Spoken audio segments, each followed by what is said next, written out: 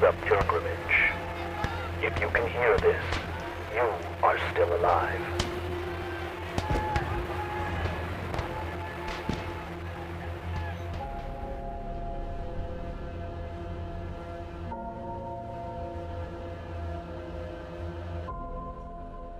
Welcome back to the front lines. This is The Pilgrimage, where we talk about everything Trench Crusade.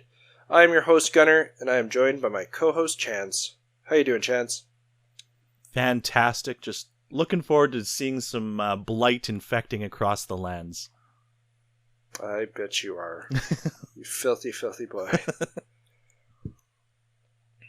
I know we have had some comments on a few of our videos saying that they would like to hear some lore from us, and we would love to do lore, because Chance and I are both all about that, but we are hoping to maybe kind of move to a video format for the podcast, and I think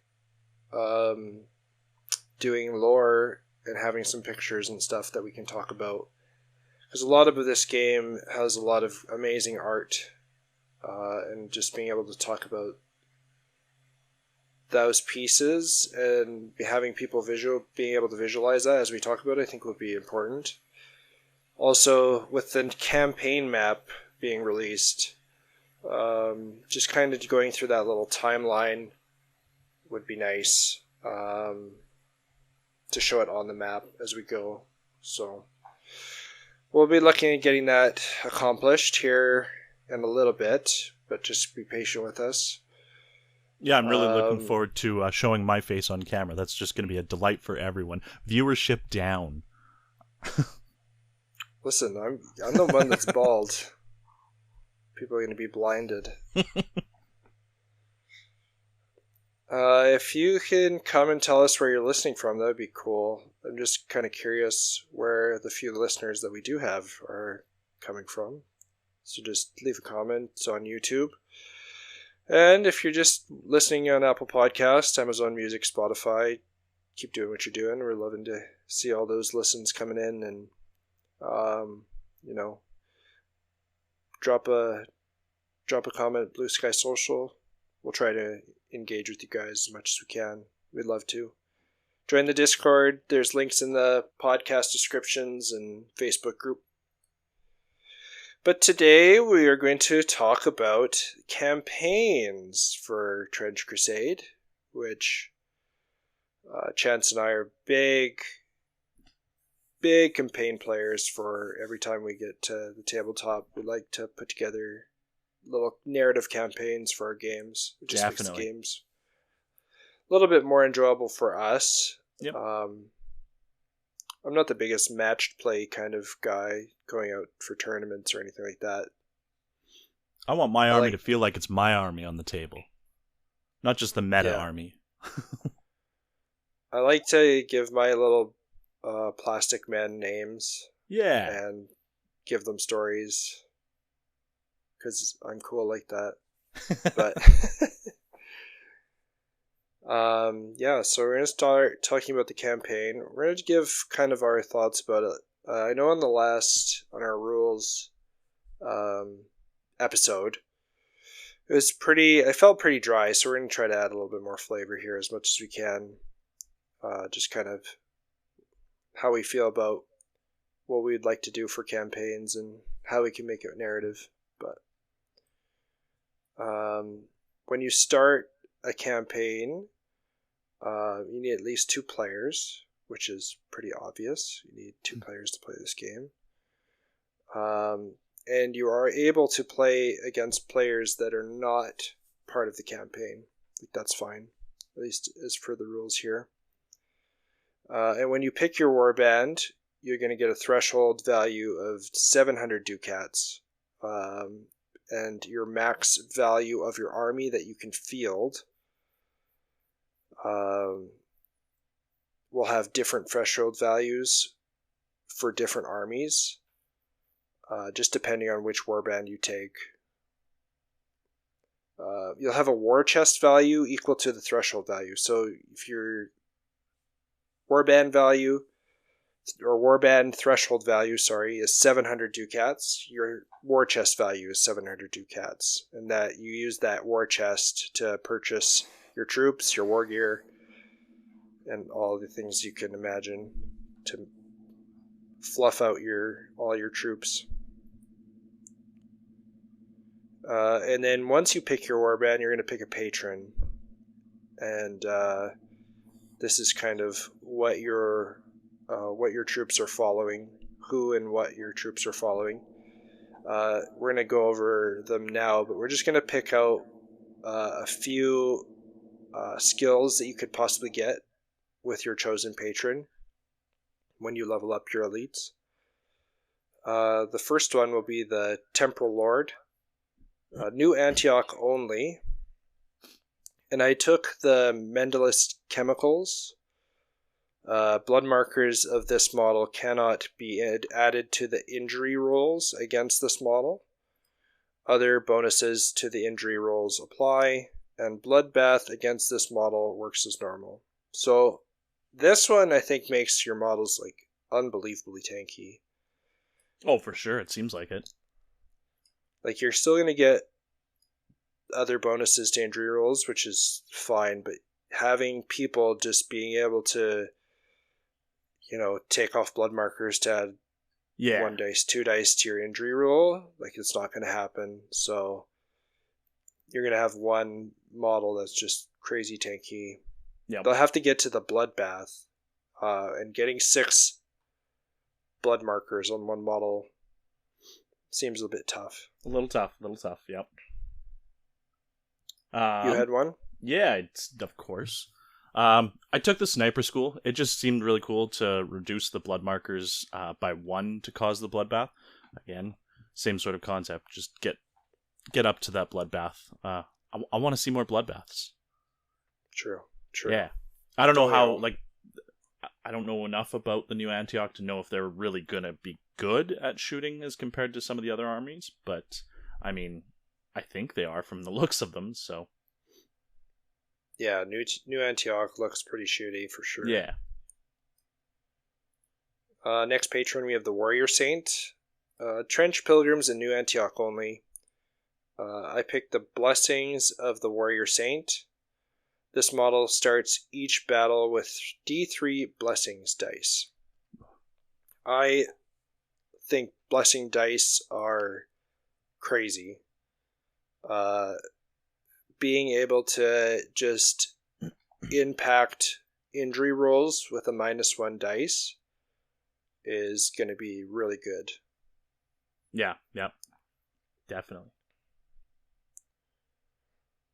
And what do you pick? Yeah, for mine, I was torn. Okay, so I went, I think, let me check again here. I went with I did go with the Warrior's Prayer. So that one makes it a risky action, but on a risky action, this model causes fear around it, and until the end of its activation, it also may remove a blood marker if it has any. That seems really good. Being able to remove fear and a blood marker, or causing fear and removing a blood marker, just seems really strong. Yeah, it's a risky action, but it seems really flavorful and super awesome. I wanted to choose David and Goliath.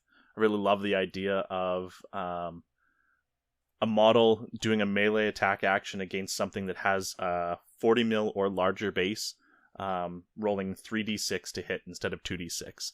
Just powerful little dude up against this giant horrible monster. Super cool. Yeah. I like the narrative of that one. David and Goliath for sure. Yeah, exactly. The Warrior's Prayer is definitely just getting fear on your models. Fear is really good. Oh yeah, Little bonus. Yeah. So, and you get the added bonus of removing a blood marker. So that's really strong, good. I think. Yeah. Next patron's Learned Saint. I don't think that this patron is as strong as the others, but I could be wrong once you get to play with this guy a little bit. But it's a Trench Pilgrims and New Antioch only. I took Pennies from Heaven.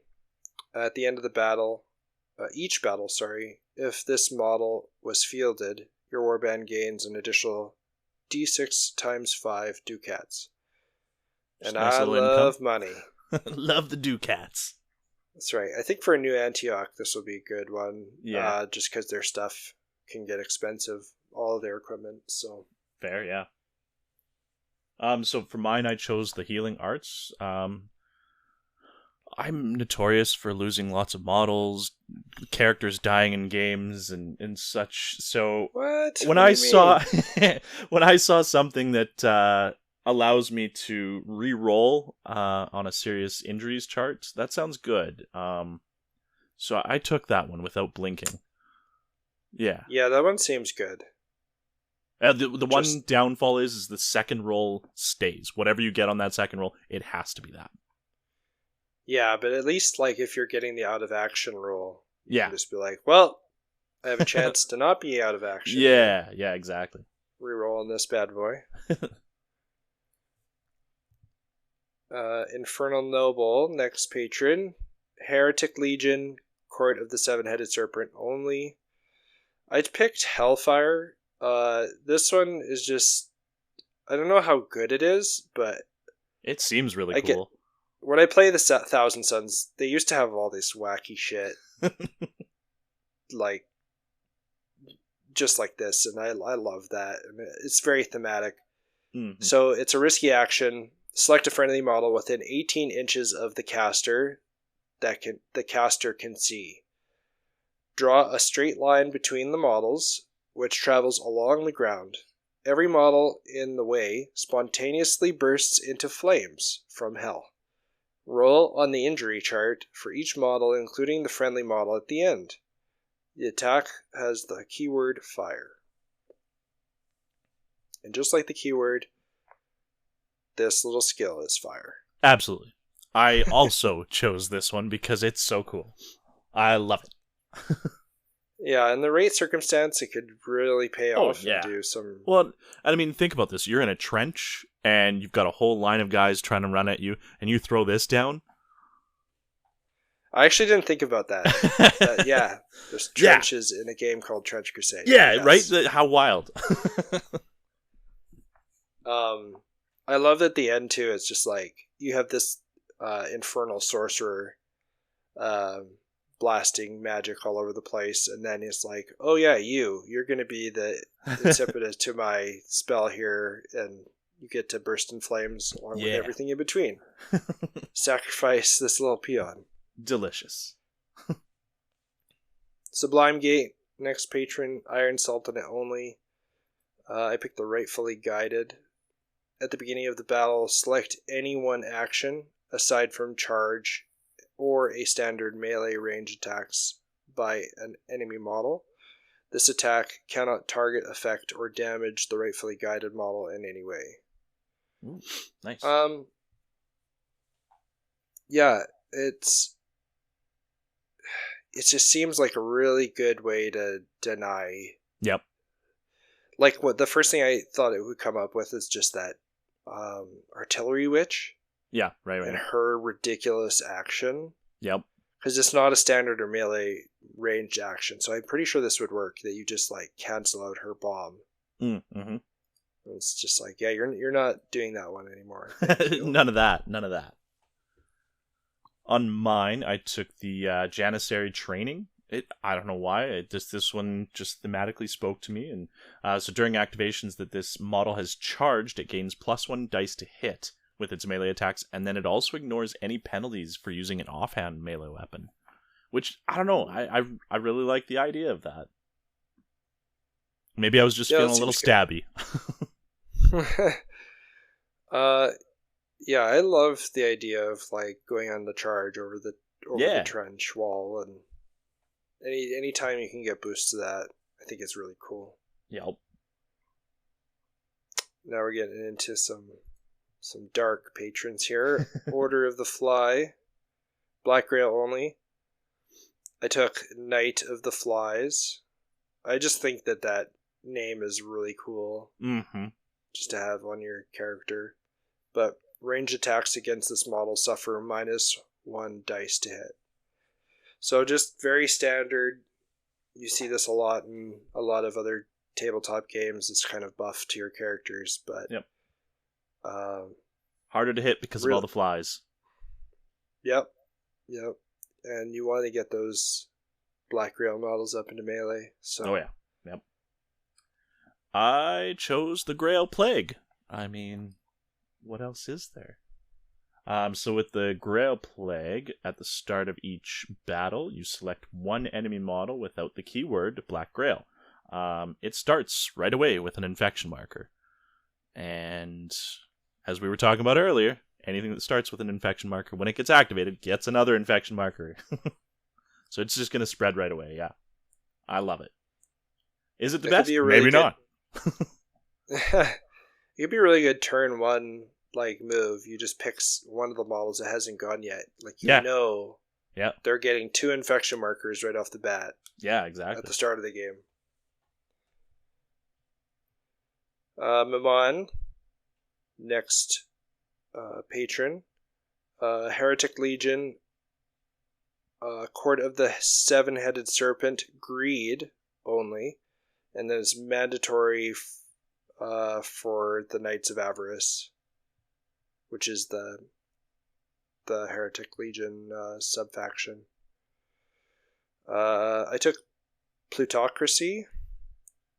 This model may form a fire team with any one non-elite model of the warband. Further failing a risky action will not end the activation of either this model or the other model in the fire team.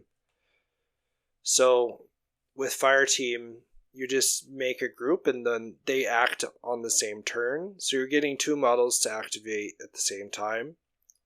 But the thing with the regular fire team keyword is that if you fail a risky action, then the group is done. That fire team is done. But with this special, you perform a risky action, your other model still gets to go. So this is a really, really cool model. I love the rules that interrupt the turn system. Yep, the way of things, yeah. Yeah, like it or hate it on Age of Sigmar with the double turn. Yep, I love it. It can be debilitating. Absolutely it can. I've felt that. Not that having 2 models go at once can be debilitating, but I do like that. I can see it being, especially in the smaller setting, it's 700 Ducats. That's not going to be a really big war team. So having, 2 models interrupted could be huge. So yours was really good, but mine has melted golden skin. So, so I took the R8 skin. They're granted the splendid yet tarnished golden skin of their patron, and their blood turns into molten gold. So every time they suffer a blood marker, you get 5 Ducats. I mean, fantastic, very flavorful. I was close to picking this one. Yeah. It's damn, that's cool. Yeah, exactly. Just running out in the middle of the battlefield. Hit me!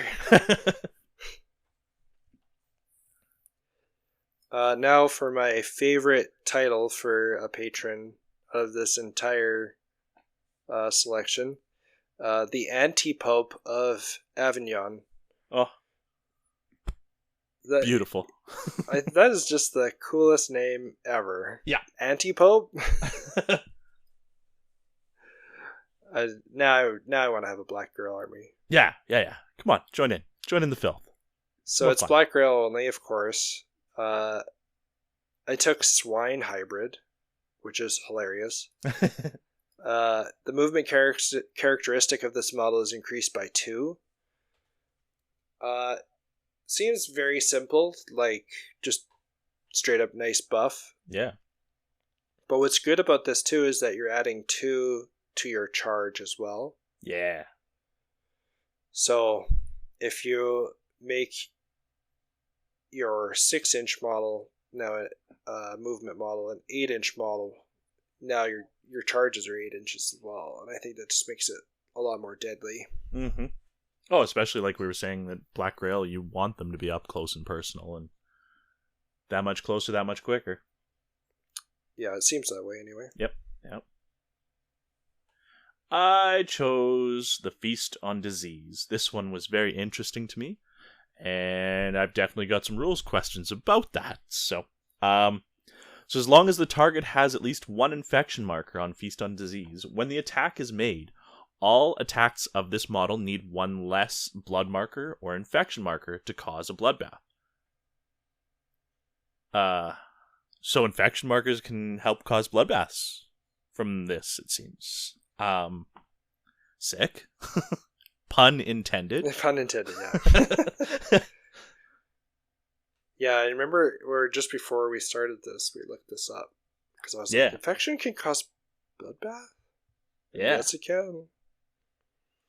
So, another reason for me to start Black Grill Army, because that seems... Because they stack, too. Like blood markers, so you can have 6 blood markers and 6 infection markers.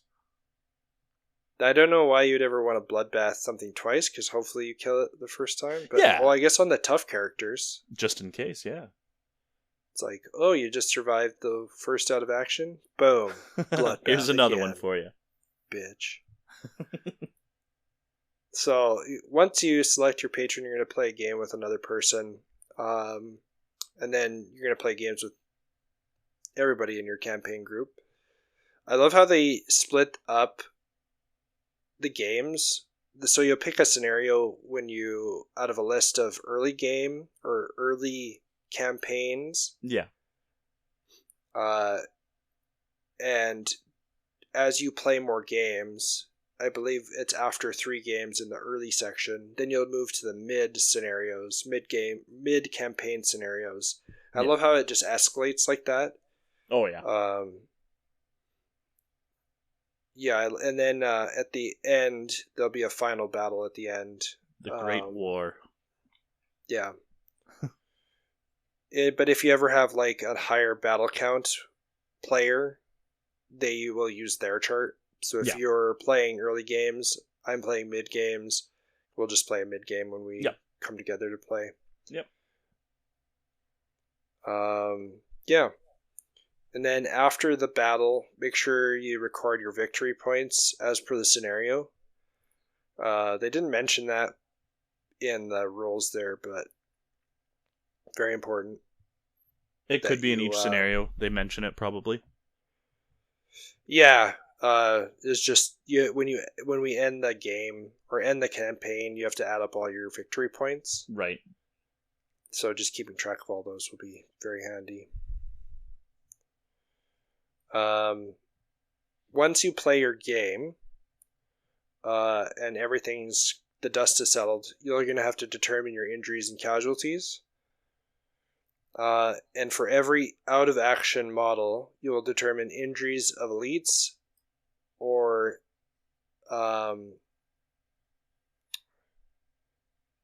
if just the other models have died from their injuries. So, like, your elites will get injuries and scars as you go on. The other models, they just either will continue on or they'll die. Yeah. So how that works is elites will roll a D66.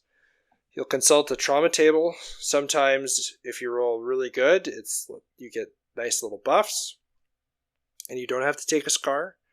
And then other times, you could roll really bad, and you just straight up die, or you get these wounds that cause negatives to your character, and you'll take a scar for that. And once an elite gets 3 scars, your elite's dead, just out of the campaign. I'd just like to point out how close an elite, I guess, could be. Between lost an eye and full-on chest wound is just one number away on the dice. Just like in real life. Exactly, yeah. And then your non-elites, if you're rolling for them, it's just 1d6, 1 to 2 they're dead, 3+ they survive and continue on. So easy that way. Just have to worry about your elites. You can dismiss models if they have 2+ scars. Just because if you dismiss a model, you can take their equipment. But if the model dies, that equipment's lost. So you kind of gotta gamble a little bit sometimes, and maybe if you're just not willing to lose this 8-point glory point weapon of whatever, you can take it off, dismiss the elite, depending on how you're feeling. And you would just kill him yourself off in the dark, and it's fine.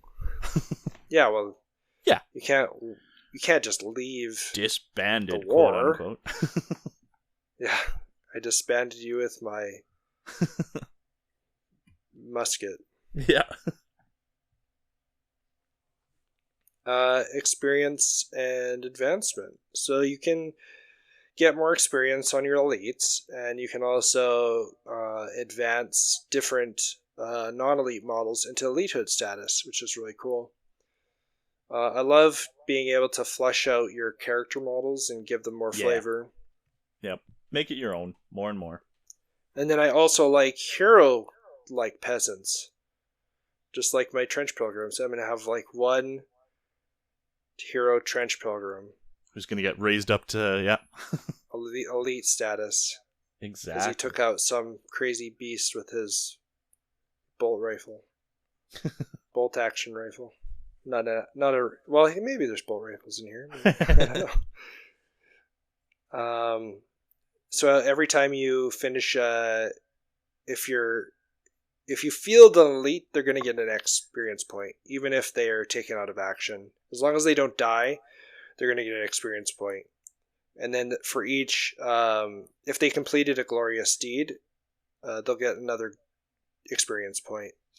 And then on your roster sheet, where you're writing down your elites, they'll have like a bunch of little boxes, and you just fill in one box for each experience point, and there'll be like little threshold marks where they get to make an advancement roll. There's 2 charts. You pick 2 charts from melee and strength, ranged, strength and speed, and wild card. You pick 2, roll 2d6 for each chart, and you're going to have a correlating skill for that roll on each chart, but then you just pick the one you like from each of those, or from those 2 rolls. So you only get 1 advancement, but at least you get a little bit of choice. When you promote non-elites into elites, you'll get promotion dice at the end of the game, and then you assign dice to these non-elites, and you just try to roll 6. The rules are a little bit more in-depth for that, but I don't think I need to get into that. But just know that every warband has certain units that can't be promoted to elite, and then there's certain elites that can only get a max of 7 experience points. So just make sure you know that you're not, because unfortunately my communicant can't get more than 7 experience points for some reason, so he can't be from a Metachrist and turn into a Metachrist. It's just not going to happen.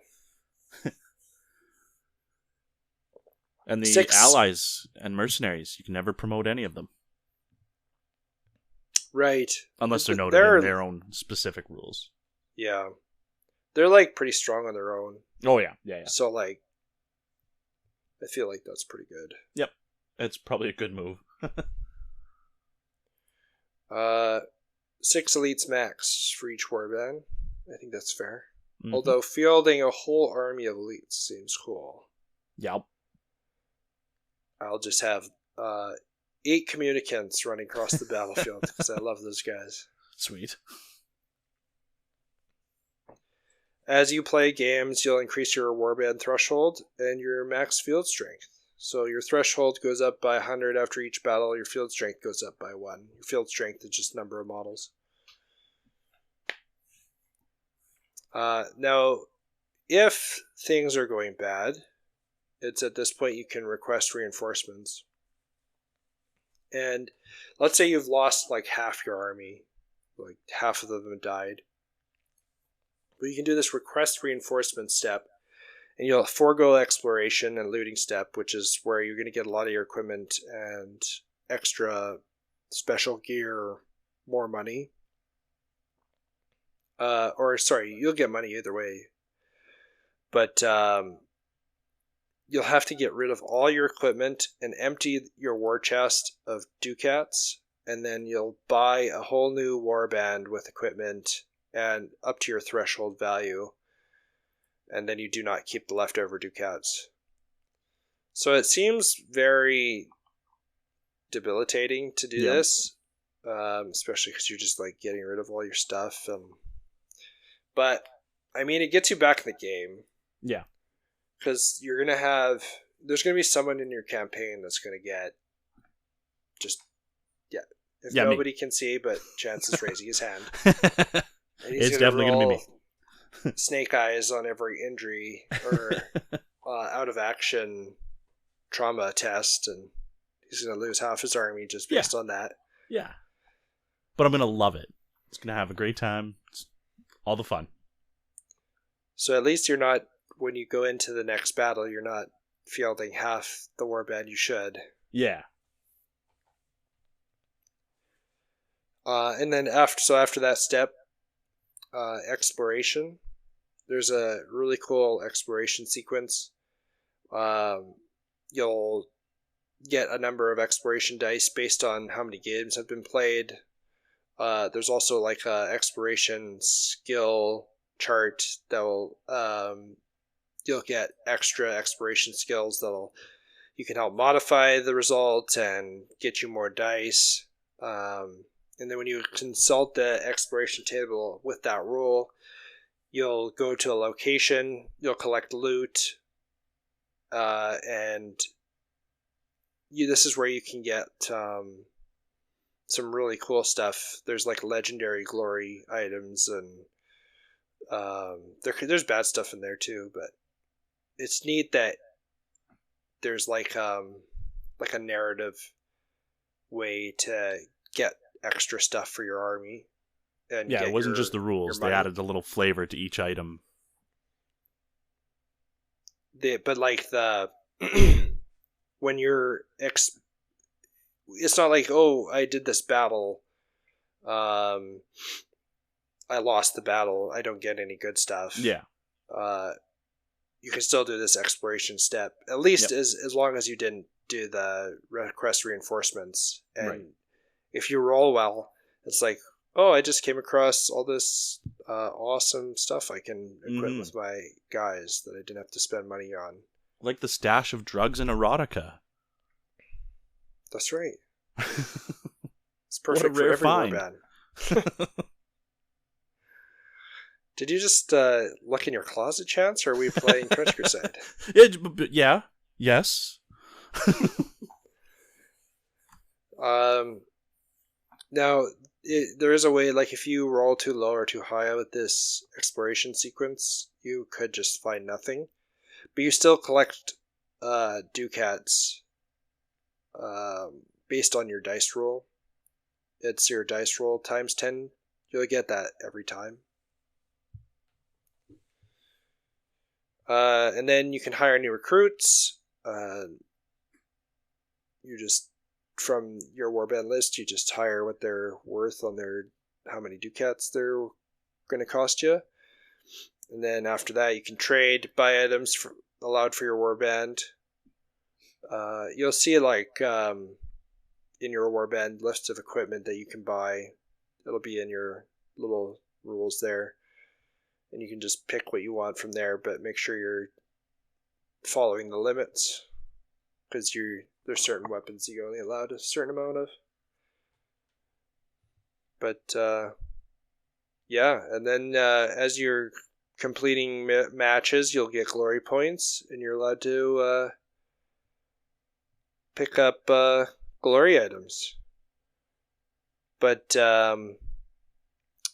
you can use glory to attract mercenaries, which the mercenaries are really cool.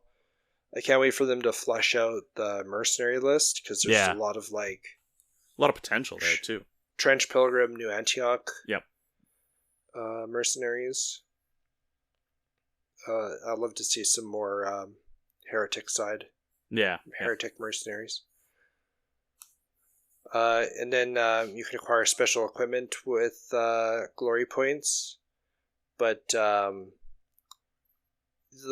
warband glory point stuff, the equipment that costs glory points in your warband army list, you can just get whenever.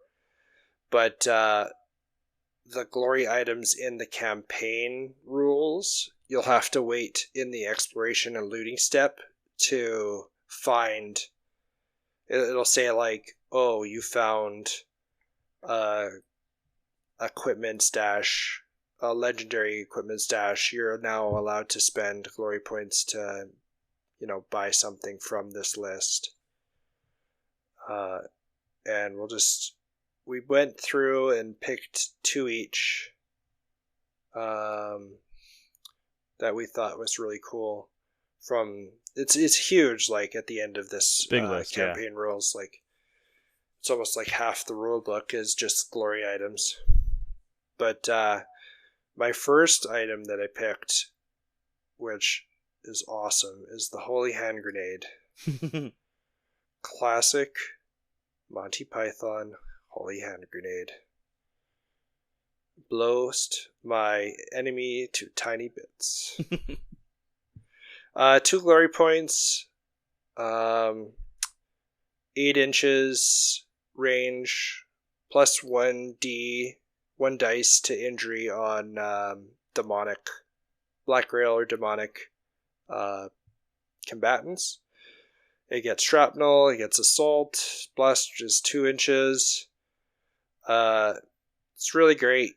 I love grenades. They're not, these aren't consumable. So in the grenade rules, you can just use them as much as you want.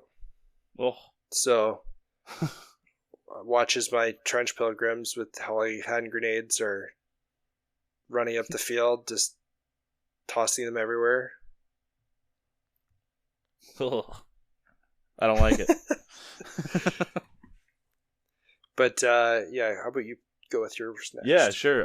So I'll do the salvage golem. So that one was let me pull it up again here with a little more rule info. I think that's so it's it's specifically for the new Antioch. It's only 4 glory points. At the end of each battle, they just gain an extra d6 times 5 ducats. That's pretty sick. That can add up each battle for sure. Yeah. Yeah, I like the more money. Yeah. I always like more money. Yeah. So yeah, it's just a little golem that goes around and picks up materials and metals and brings it back to base, and yeah. It's like a treasure golem from exactly Diablo. It's too bad you can't shoot it as the enemy, though. Right? You need like a little model representing for your faction. My next one is Damascus Armor. This one is for the Sultanate only. The armor confers a -2 modifier to any injury rolls. And then this modifier applies even against attacks that ignore armor. So basically you're just looking at, you'll need a 11 on injury rolls to kill this model. Like all the stuff that ignores air armor isn't going to help, so you're going to need 11 plus to kill this model, which makes it super tanky. And then it also adds +1 to the scars of this model. So 4 scars to get rid of it. So even if you do get it out of action, it's going to stay in your campaign a lot longer. Which I like. I hate losing my characters that I've decked out and then get their head blown off. Oh yeah. Absolutely terrible. The other one I chose doesn't exist in this one anymore. So I must have had an old... Oh, there it is. Oh, they've reduced its price. Oh, good. So it's only 15 glory points now. Oh, much better. Yeah. Totally much more attainable now. Down from 20, yeah. 20 Beelzebub's embrace. I better just win the game for you at that point. It's pretty sick. So the rules for it is the model loses its own arms but gains 4 melee attack actions, resolved exactly as if it were armed with 4 trench clubs without an offhand penalty. If all 4 of those attacks hit, and the target is on a 32 mil or smaller base, it's just immediately out of action. Regardless of any rules, like tough or anything like that. It's just immediately done. What? Yeah. Oh my god. Yeah. What, Beelzebubs? It's Black Is that Grail. like all the Infernal Arm? Oh, it's Black Grail? It's Black Grail specific. Elite only, Black Grail only, limit 1. Oh. Yeah. That's so funny. It loses its own arms. Yeah, but gains 4 melee attack actions. Yeah. That's so funny. The flavor text it just has for to it. hit. Yeah, it just has to have 4 hits. All 4 of them have to hit, and if they do, immediately out of action. But the flavor text. The final metamorphosis of those most favored by the Prince of Plague is to assume the many-legged form of their warped master. Yeah, it's just Legs. disgusting. So it loses its arms, but it's making its attacks with basically its legs. Grows a bunch of spider extra, legs. like bug legs, insect With legs. Trench boots. Yeah, Kick trench in the clubs. face with. That was a good one. Yeah. Man. Yeah, I'm gonna get a Black Girl. I mean, there's like so much good shit with them. Oh yeah. All right. Well, after you do all that, you can reallocate your equipment, swap equipment between models as desired, as long as the rules allow for it. Yeah, seems pretty standard. And update your Wildbrand roster at the end of that, so then you're ready for the next battle. That's kind of what entails after every match that they're going to go through. Just go through that little step. They may have this really nice chart in the campaign rules about like what the steps are for once you finish a battle. It's like they call it the post-battle sequence summary. Oh, okay. Just looking at that, it describes pretty much all you need to know. There's some like little rules, intricacies, if you do end up using one of the steps that you can go and look, but oh yeah, nice little 10-step update. Yeah. So just so you don't miss anything. Yeah, perfect. And then once you and everybody has played 11 games, you'll play the final match on the Great War scenario. Whoever has the most victory points wins the campaign. Oof. That's all said and done. Playing a campaign. 11 games. That's awesome. I'm sure you could stretch that out if you wanted to. You could make it, 16 games if you wanted. 20 games. Who cares? Yeah. Do what you want. Yeah, it's your campaign. Do with it what you will.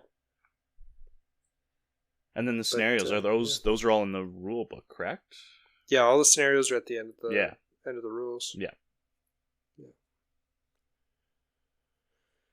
Yeah, that's kind of like our campaign